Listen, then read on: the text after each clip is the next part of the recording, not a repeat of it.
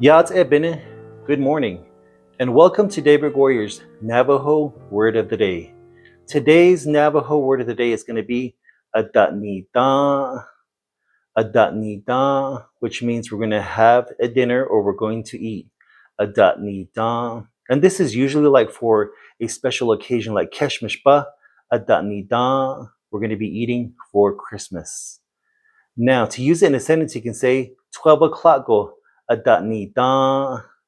12 o'clock go dabi'niidá, which means we're going to be eating at 12. Dabi'niidá means you guys will be eating. Nihísh háadi dabi'niidá, where are you guys going to be eating? Dabi'niidá means they will be eating. Abram bighandi dabi'niidá, they're going to be eating at Abram's house.